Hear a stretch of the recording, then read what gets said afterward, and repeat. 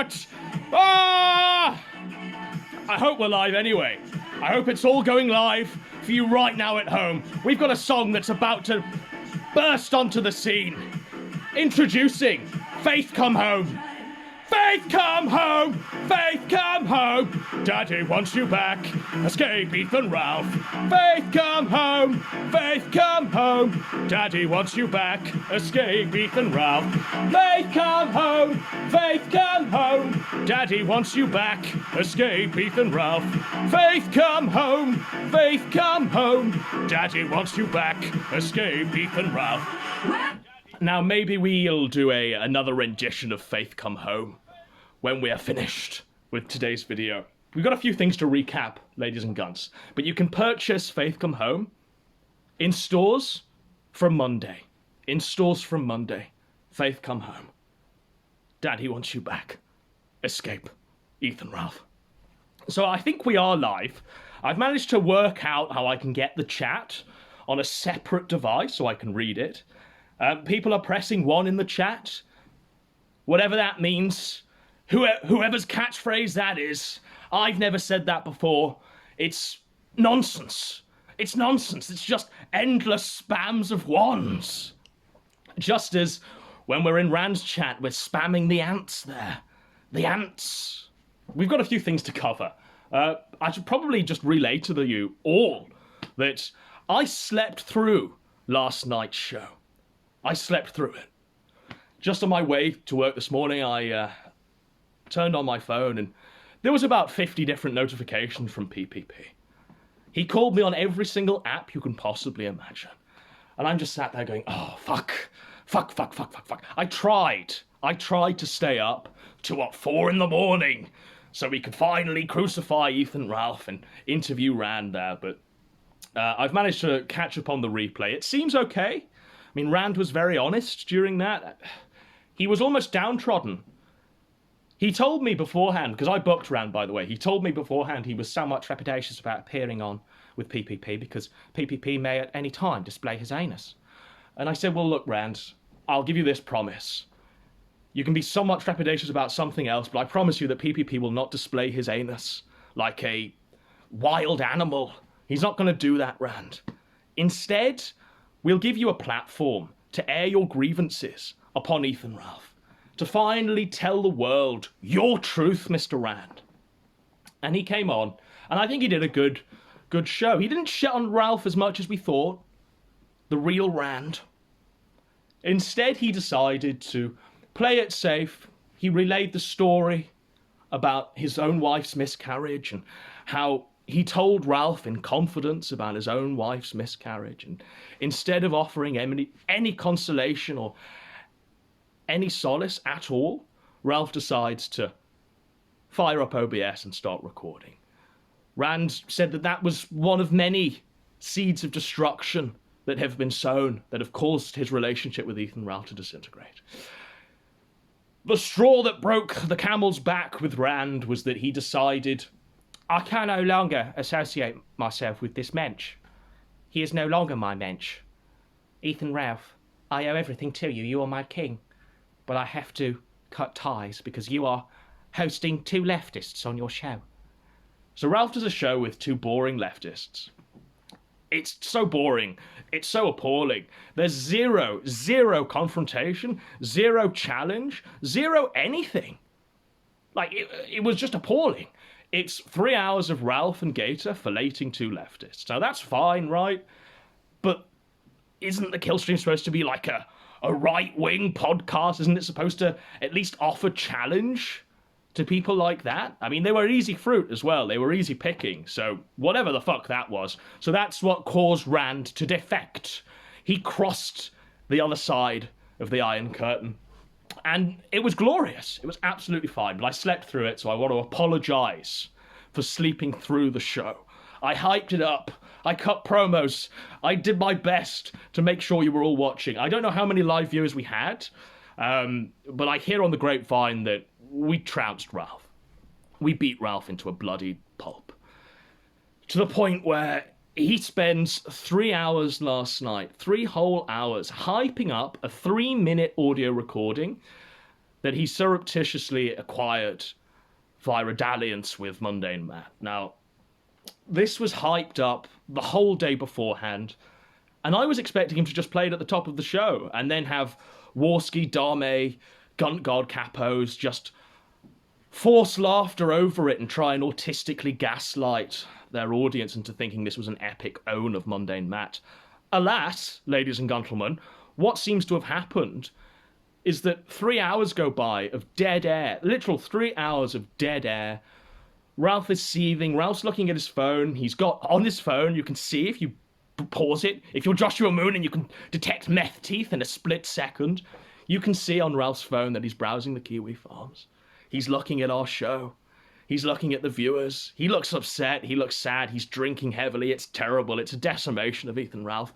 Not just in person, not just in character, but just completely. He's being decimated. We're fist-fucking him constantly, every night, 9:30 EST.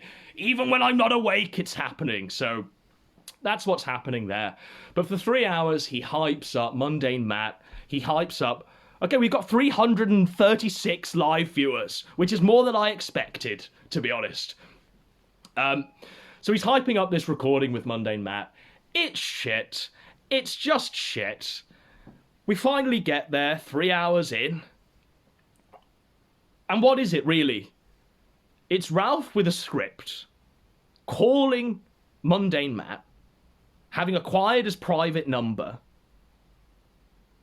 He calls Mundane Matt, and he says, "Matt, it's me! It's me, Matt!" And Matt's driving, he's delivering Ubers, Uber Eats, fast food to the masses, feeding the lockdown victims. What a mensch. And Ralph proceeds to just say, "Oh, I made $400 last week. What have you done?" And Matt says, "Well, I'm a worker. I'm an honest man. I do an honest day's graft." "Ah, well, you are not the father of your children. Ah!" And Matt goes, "Well, I mean, at least I can be a dad to my kids, unlike your dad was to you." And then Ralph goes crazy. He's like, he's just screaming and bawling down the microphone. Matt's perfectly deadpan. Like, it's crazy. It's absolutely crazy. How they tried to spin this is a Matt BTFO. Like, it's just gaslighting in its most definitive sense. That was not a smackdown upon Jobbo. Not at all. If anything, it was reversed. Like, Matt did a good job there. He was cold-called. He had to think on his feet, and he had some great stuff. So Matt brings up, well, the fact... You're dating girls fresh out of high school. What's the matter with you? And then Ralph just cuts the call. Like, that's what he does. He just cuts the call. After 3 minutes, the moment the pedo shit's mentioned, he cuts the call.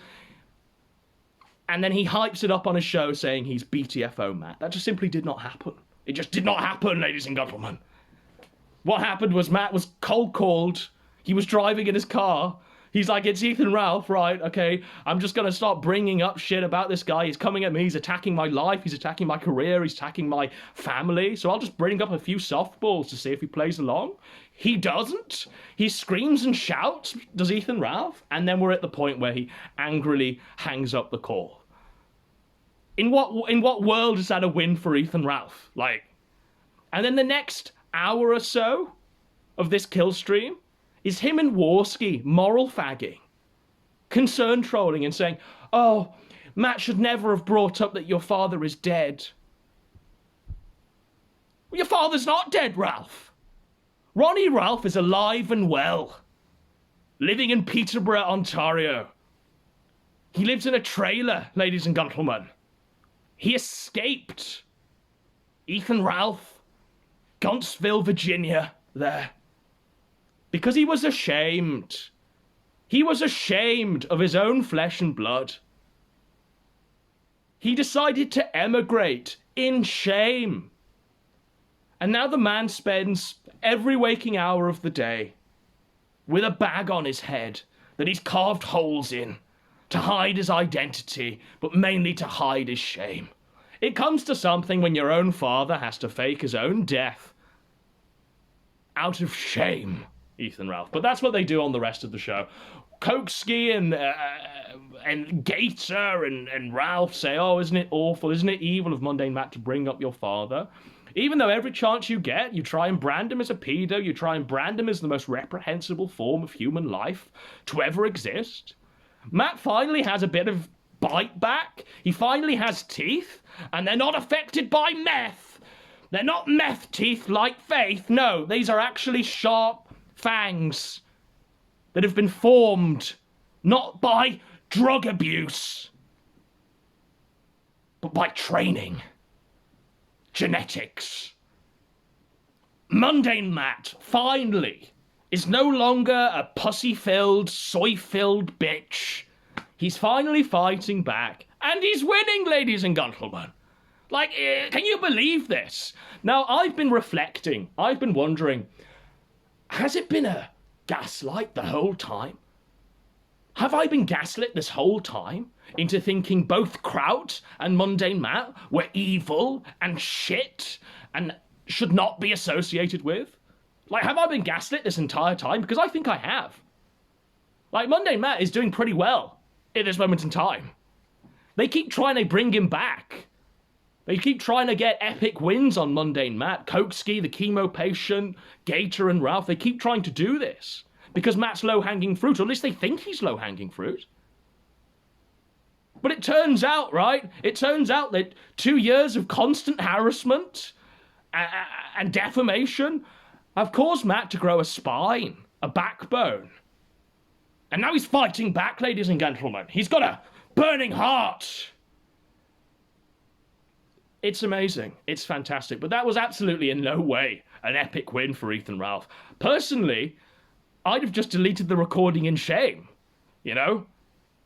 I'd have realised that, okay, Ronnie Ralph was right about me, and I am a shameful son. That's what I'd have done, ladies and gentlemen. Because what was hyped for 3 whole hours was a nothing burger, was nonsense, and actually, it gave Matt the win. And when they're autistically laughing, forcibly so, trying to make it seem as though it's an epic BTFO, it's just not the case. We will not be gaslit, ladies and gentlemen. We will not be gaslit by these faggots, ladies and gentlemen. Now, I think I did have one more thing I wanted to say. That's right. That's right. Yes, Matthew Vickers has deleted his account. The father of the child bride has deleted his Twitter account. He's gone. It's over. Did the Gunt God finally get to him? Did Ralph send a cease and desist? What actually happened to Matthew Vickers?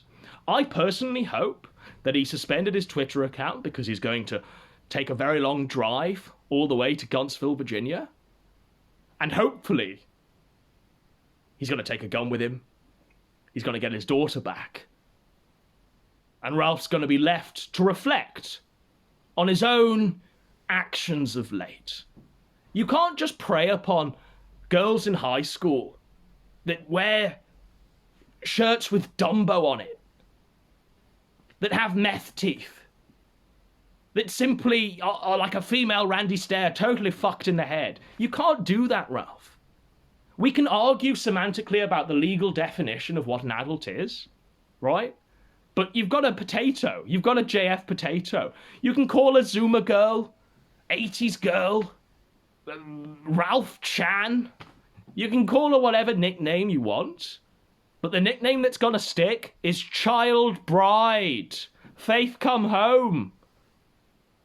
You're ruining this girl's life. You are. Like, you genuinely are. Like, you can't cut her from her family. You can't defoo her like Molyneux and expect not to receive, like, a consequence of that later on. It's gonna last 2 weeks. We've got 400 live viewers. I'm amazed. You should all be either in bed or not watching this. But it's gonna come to a point where Faith, her father, are obviously going to reconcile. And Ethan Ralph, who's talked shit about the father, who's DM'd the father and atted the father publicly in an open forum and said, I'm porking your daughter, saying I'm doing well, Matthew, because I'm fucking your daughter. Like, it's awful. It's terrible. Now, she may have Daddy Dick Masterson, she may have Uncle Darmeg to console her new family now, but it's pretty cultish to me. And it's the definitive sort of example of what predatory behavior is, I'd assume. You get someone, isolate them from their family, they've got to be young and impressionable, fresh out of school. You isolate them from their loved ones, you supplant them with another set of loved ones. You poison the well and say that the family is evil. You move them halfway across the country so they can't just nip back and actually see their family face to face. They can only communicate when you're staring at them as they're on the phone there. It's shit. It's awful. It's absolutely terrible. And where's it going to end, ladies and gentlemen? Where will it end? I think it's going to end in about 2 weeks' time when she's calling Daddy up crying, bring me home. She's going to... Because here's what's happening. Straight up, no bullshit.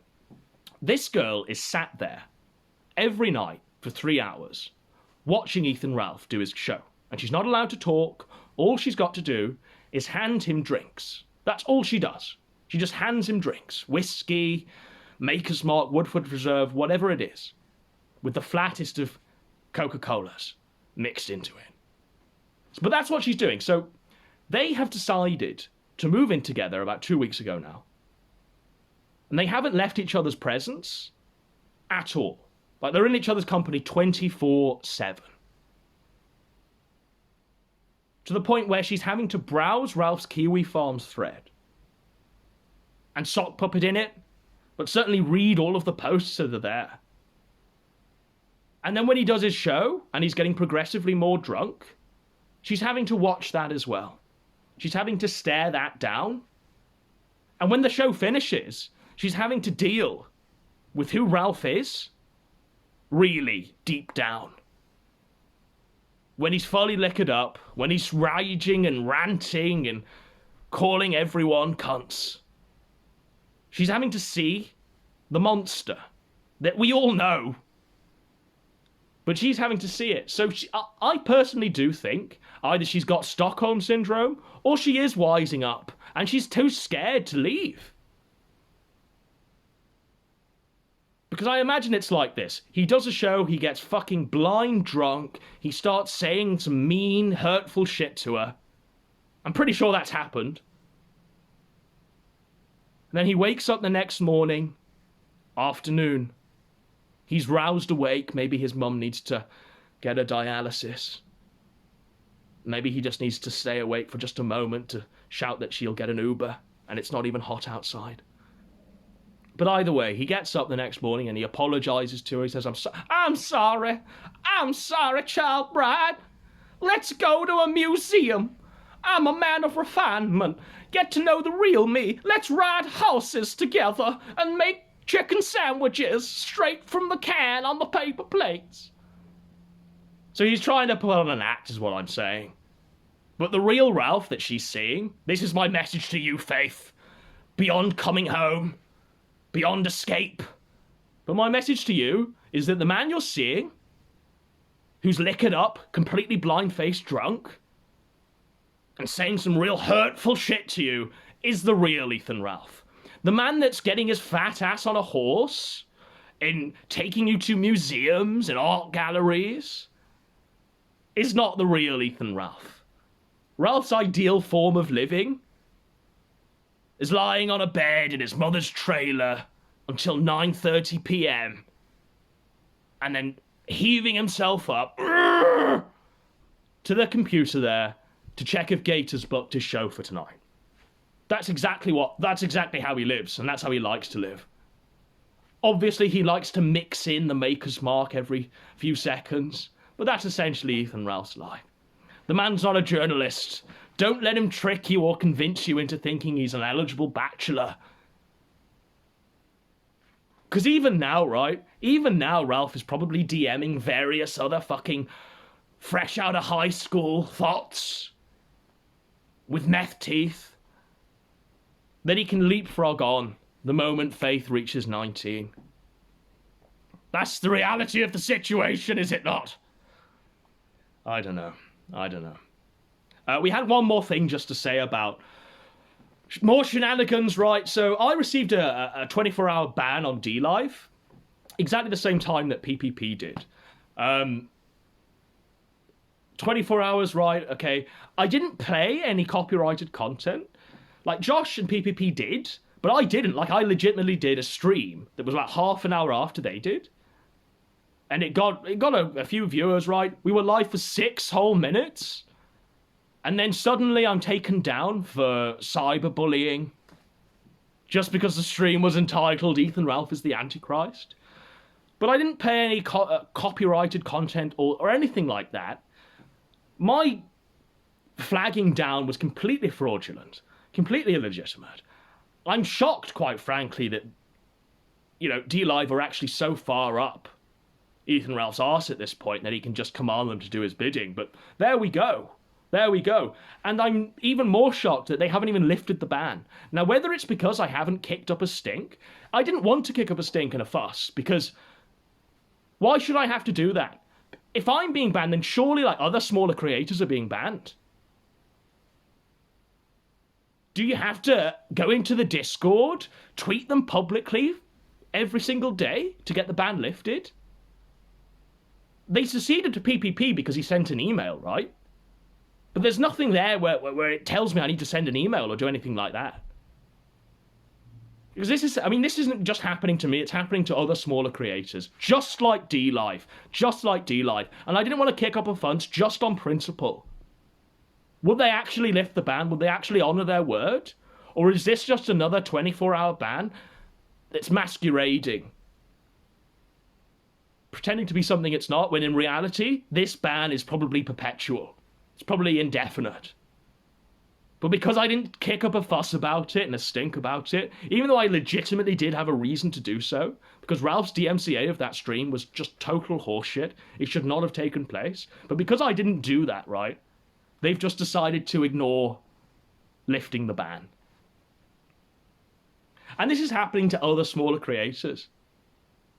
Other people that maybe do a video game stream and they perhaps say Ethan Ralph has a gunt.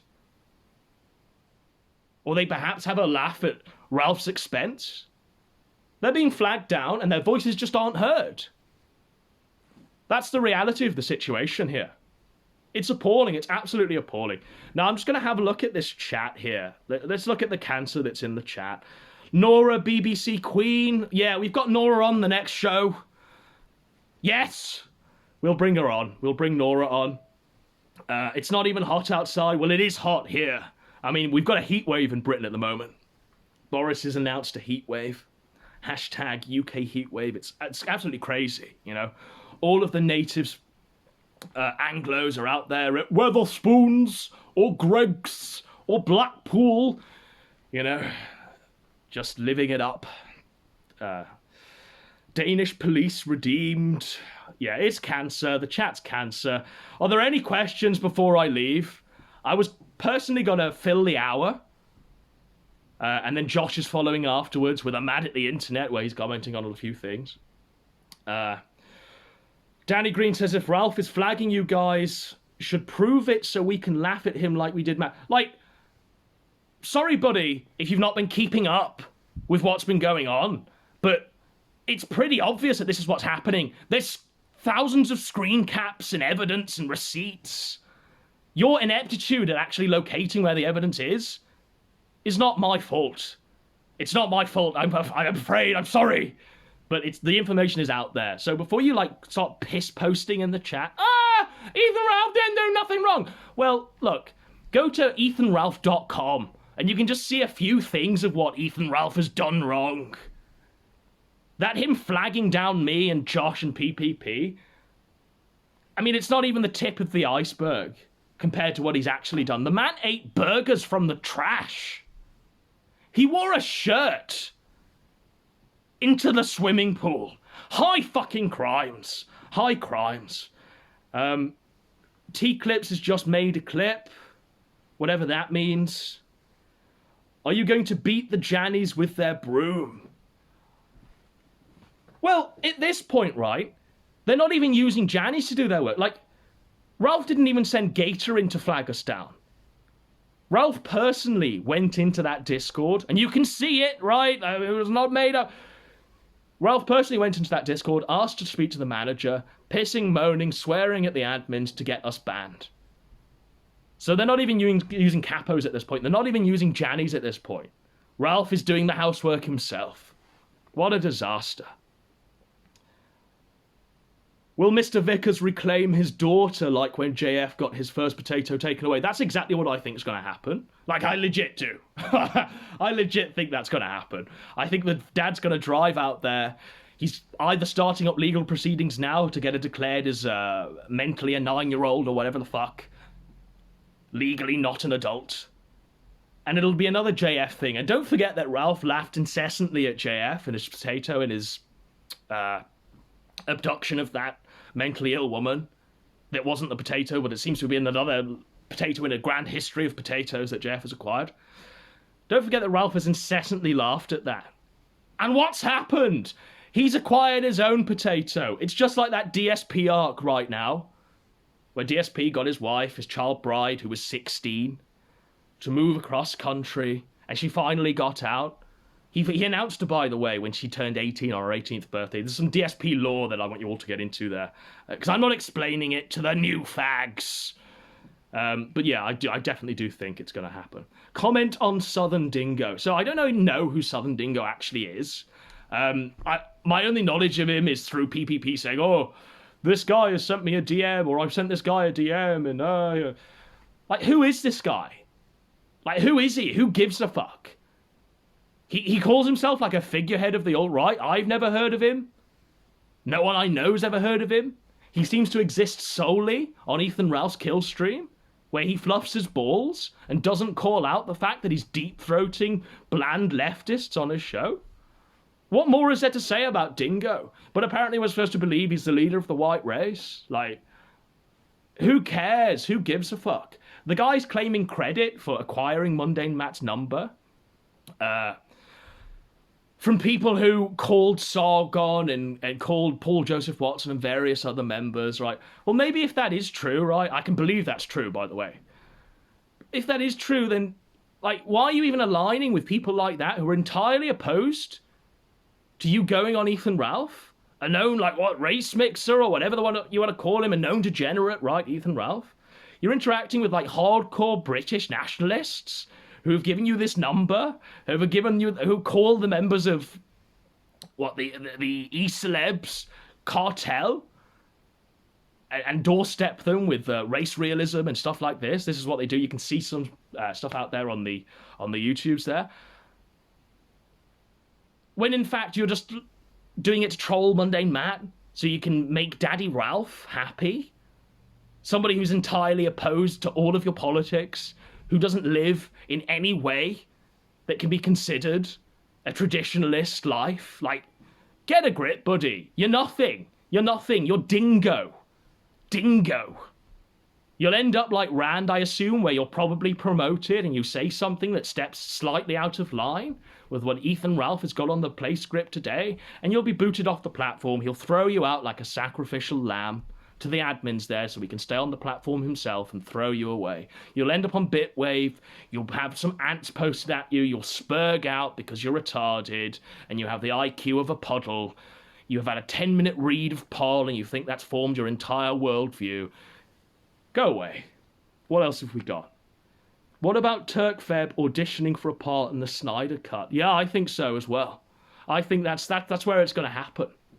I think Turk February is the greatest single actor of our times, but the guy we got before Turk, who was going to do it, who you all know and love, your daddy, your king, who's gone AWOL, but is definitely on our side, he was going to do a sterling 10 out of 10 job.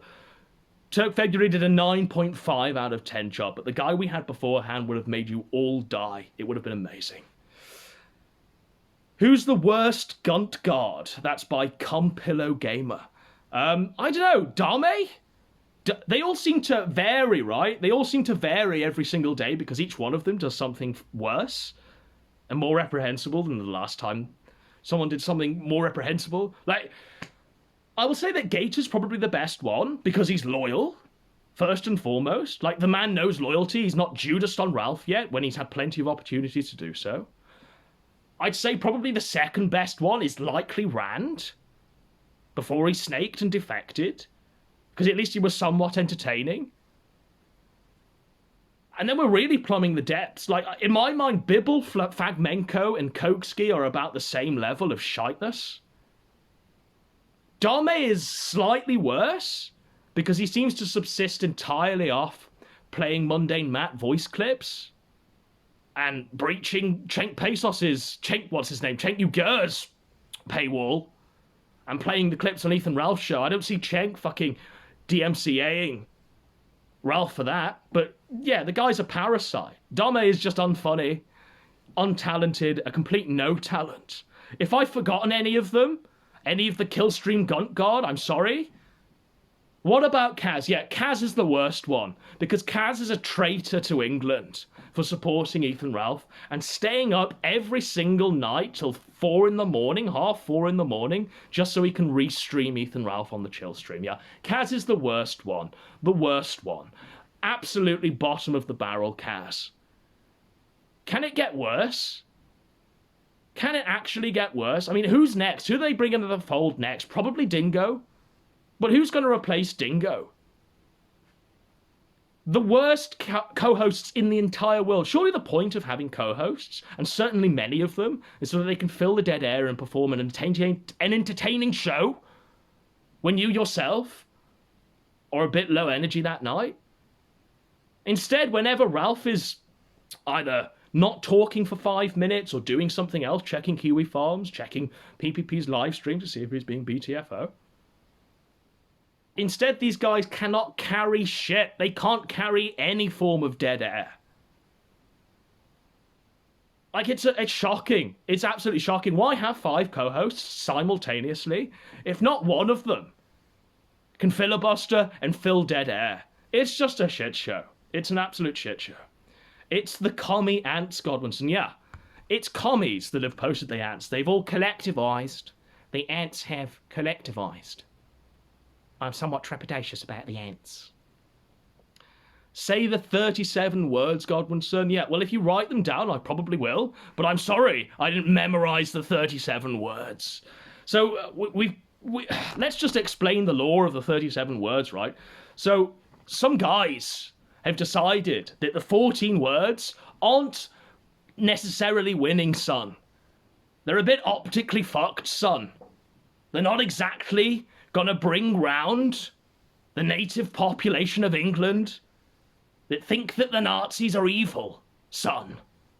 So they've decided to conflate 37 words that say as much, that mention the Empire, that mention, Jam and Jerusalem and how great we all were and all of this stuff, the British race, And the British race contention is the point that all of these Mark Collette capos are spurging out over because they want you to say the 14 words so they can arrest you for hate speech and put you on a watch list, ladies and gentlemen. That's why they want you to say the 14 words. And the capos that are telling you to do this and disregard the 37 words, right? The capos that are telling you to do this are brown. An elderly brown man is LARPing as the leader of the white race in England at this moment in time. You thought we couldn't get even more paused than we already are now. You thought it was all over for England. It gets worse, ladies and gentlemen. We've got an elderly, geriatric old man who's missing his hip, leading the white race in England at this moment in time. Deus vaulting, telling us to say the 14 words, or we're all optics cucks. He's brown! Alas, that's the shenanigans with what's going on in England at this moment in time. We've got a heat wave, Boris is mishandling the coronavirus lockdown, Wetherspoons is open and has half-price deals, and the leader of the brown race is calling everyone optics cucks for not praising the white race. Presented to you there and then. Right. I think that's it, ladies and gentlemen. I think that's it. We've got 500 live viewers. I don't know what else there is to do on the show. I'm trying to read the chat. I might have to actually refresh this because it's frozen. Just any questions. Let me round the hour out. Lead in for Josh here, who's coming on with a Mad at the Internet where he's got to lay it all out. Got to lay it all down. Will Liam Neeson play Mr. Vickers? in the made-for-TV movie created about the story of retrieving Faith. Well, this is it, right? He's going to call up Ethan Ralphie and he's going to say, I have a certain set of skills. I will find you and I will kill you. It's going to happen. Matthew Vickers is on a Liam Neeson-style, John Wick-esque, Charles Bronson in Death Wish-esque quest for revenge and blood and to bring his daughter home. And that's what's going to happen. Like, you can't make it up. Bison Steve has donated 1 lemon and will be whipped from the temple like the shameless, dirty grifter he is. Go! Leave! Retract the lemon! You fucking scum! Pond scum! I don't do this to grift in the gutter like your heroes, Ethan Ralph and Toad McJudas. I do this because it's right! Alright. Wild Smile and Xander coming soon. So Razmaz is the only person in the entire world that's hyped for Wild Smile and Xander. I guess we'll get them on. From what I know, last I heard, Xander was being a bit of a ghost fag, where he was just ignoring all requests to come on the show because we had to reschedule him in favour of Matthew Vickers, in favour of Turk February's performance there. But who knows? Who knows? The thing is about this side of the internet is that everyone has really weird autistic beefs that simply should be set aside for the entertainment. For example, right, we've got the Kinodrome coming. The Kinodrome. PPP is the Kino Keeper. And I myself am the Nectar Necromancer. And what's going to happen, this is the format of the show that's coming on Saturday, ladies and gentlemen. Myself and PPP, half an hour before we go live, we're going to set up a Discord call where we throw out the invite on Twitter. And what we do is we get about 30 spurgs in the Discord call. 30 spurgs just screaming and shouting at each other. People who hate each other's guts. And then one of us, well, both of us, we choose a champion. We choose one to represent us in the Kinodrome. So we whittle down the 30 spurgs and speds down to 2 champions. The champion of PPP, of the Kino Keeper, and the champion of Godwinson, the Nectar Necromancer. And we pit them for an hour.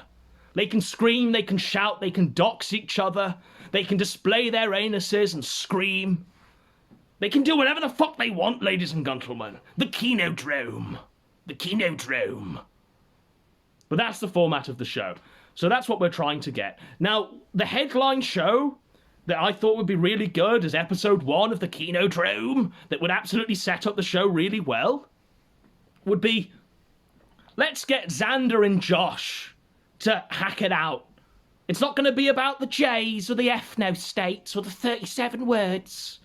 It's purely going to be about 2 men's autistic beef with each other. They'll be spurging out, they'll be screaming, they'll be shouting. It'll be amazing, the Kinodrome. So we tried to get this set up, and both sides apparently have fucking issues with this. Instead of just coming on and screaming at each other on the Kinodrome, no, we have to, like, autistically play diplomacy with Josh and Xander. So I don't know what's going on.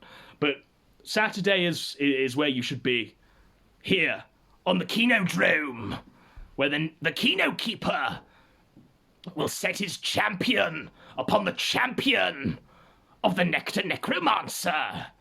Only one man may live and attain the title of King of the Kinodrome. So that's what's coming on Saturday. Get Zidane on. Like, where is Zidane at this moment in time? Like, who cares about Zidane? More people are donating lemons. Will PPP put on a vest if he gets 1,000 followers? No. If anything, he'll lose more clothing. And he'll just do the shows nude. To spite you. Any updates on Sargon? That's from Dame there. Well, I mean, we did Sargon. If you watched the show yesterday, I tell you all about Super Sargon, how we almost had him, how it all slipped away, how we all had to try and convince Kraut to prostrate himself and debase himself before Sargon on a hot mic so we could get him and swear loyalty and kiss the stepfather's ring. So catch up. There's nothing to say there. Will there be a golden gun for best performance? There will, but we've got a few more performances lined up. We've got a few more shows lined up before we actually settle who the golden gun's going to be. And don't forget, we always stream the moment the Oscars go live on the Golden Guns 2020 there, so I think we've got till February for that. So, I mean, there's just nothing in the chat. There's just nothing at all. I'm trying to filibuster for 15 minutes before Josh goes live, but I don't think there's anything. There's absolutely nothing. Right. Address the Andy co-host question. Right, okay, so Subcultured right now is being co-presented by a chemotherapy patient. The man is this bald skeleton. Apparently he's only in his 20s, but he looks like he's going through chemo. He looks like he's weeks away from death. He looks as though he's already said goodbye to his family. And he's bizarrely doing a show with Warski where he's saying that he's an old fag. He browsed 4chan V back in 2012 and did so for 12 hours a day, and that makes him informed about mundane Matt's activities. Like, it's shit. It's total shit. We've got nothing to say about that show at all, really. Warski's threatening to say the N-word and stuff like that. It's just nonsense. It's garbage. It's all botted. There's no redemption arc for Warski. Mike David said it best when he said, "You should be in jail. You are not funny. Go away. You're toxic. You're garbage. You're in the sewer, Warski." The only way we can redeem Warski is if he actually does face penal punishment and is incarcerated, so we can actually reflect on his crimes there. You can't order a man's murder and get away with it. Okay, just because he didn't fire, he was still pointing a gun, and in a split second he would have done so. So, I mean, I don't know what crime that is, but I'm pretty sure that's a crime in this country. You can't just point a gun at someone, order another person to shoot another person, gaslight them, without actually facing consequences. Maybe that's just me. What do you think about Faith's meth teeth? So I said yesterday, right, that, I mean, Josh is ideally the person suited to run the Kiwi Farms. He's the most qualified candidate because he is the only person I know in the entire world that can identify meth teeth in the split second we were offered in Ralph's video, where she's eating a chip and her mouth is opened for a split second. She's got meth teeth. From what I understand, she was living with like a guy who dealed meth and works as a janitor and wore a dildo on his head before she met Ethan Ralph. So there's great speculation right now that maybe Ralph is now feeding her meth. Maybe he's imprisoned her on a drug-dependent relationship. I don't want to say that, but I'm gonna say it. Maybe that's happening. Maybe we've all slipped into the twilight zone where Ethan Ralph gets even more fucked up with each passing day. But I don't know, she's got meth teeth. I hope, personally, that Ralph does the right thing and leaves her with something that's actually going to improve her life somewhat. Because the relationship's going to end. Ralph apparently has the money, so why doesn't he just buy her a set of veneers? They'll cost like, what, $5,000? She'll have nice white teeth, it'll be Kino, she can start again, she can move on from people like you. Will he do that? No. He won't. He's happy with the meth-toothed, 18-year-old fresh out of high school piece of ass that he's picked up with a net outside of the high school gate. So what can we say? What can we say about that? She's a Memphis 10! She's not a Memphis 10. She's not even like a Bradford 10. She's not even like a Rwanda 10. She's not even like a... All right, next one. Ralph needs to be on Jeremy Kyle. Yeah. I mean, Jeremy's in hiding at this moment in time. He drove a man to suicide live on air, and there was a parliamentary inquiry where they found out that Graham the psychologist was an actor and had 0 qualifications in the field of psychology. And they found out that the lie detector results wasn't even like 5% accurate. And so every time Jeremy was screaming, "You're a cunt! You're a cunt! You're a lying cunt!" it was just him lying instead of the shifty chav that he'd ensnared from Lidl. So Jeremy's in hiding, but his perfect chance to come back is if he sets up the Ralph, Nora, Aid, this, Faith, and the Slam Pig Pay all on one show, all together. Gator can introduce it. Gator can speak to Jeremy first, crying into a towel. Ralph can be accused of stealing £20 from the cookie jar. You know, he can be accused of being the bastard that he actually is. We can bring up his whole past. We can get Graham on the stage to sad piano music. We can get Graham to send Ralph to rehab. It'll be amazing. A Sudbury 10. They would give them beer backstage. Well, that would help the show. It would absolutely help the show. Considering it's Olympic year, will you ever do a tournament style for topics like worst grifter and the others? So I did propose the idea of doing I think it was Autismo Olympics. But I don't know if it's actually happening because of this COVID shit. Like, last I heard, they decided to postpone it because of COVID.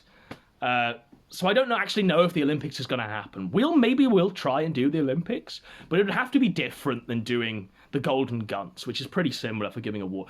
Because what the Olympics are, right, you're seeing a moment of accomplishment there and then in a minute. You're not reflecting on accomplishments that have happened months and months ago. So maybe we'd have to, like, do a Kinodrome, where we give the strongest debater, the strongest Spurg, a medal, a gold medal and a silver medal. Who knows? Who cares? But that's a good idea. Jim killed everything. Yeah, I suppose he does it. You know, he opened up the floodgates for people like Toad McKinley, Mick Judas to think it's okay to grift, for people like Dharme to think it's okay to grift, for people like Ralph to even think it's okay to grift. Yeah, the guy has a lot to answer for, but you know what? He's all right.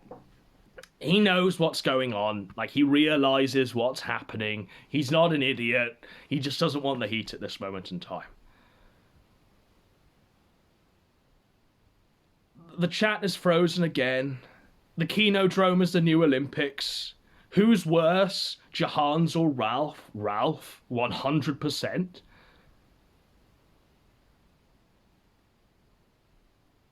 All right. Can we fill the next 10 minutes? Or have we got to fucking filibuster and read the chat? So we'll try and do another rendition of Faith Come Home, because as we've got like 530 viewers, we'll try and do another rendition of Faith Come Home. It's Faith Come Home. It's out in shops Monday. This is not the part we want for the song, but it's getting us hyped up, ladies and gentlemen. Get ready to sing along to Faith Come Home, the #1 hit single, sung by Godwinson and the Neat Samurai. Yes, ladies and gentlemen, Faith Come Home, Faith Come Home, Faith Come Home. Faith come home, Faith come home, Faith come home, Faith come home, Faith come home, Faith come home. Daddy wants you back. Daddy, escape Ethan Ralph. Faith come home, Faith come home. Daddy wants you back. Escape Ethan Ralph. Faith come home, Faith come home. Daddy wants you back. Escape Ethan Ralph. All right. I think that blew my voice out.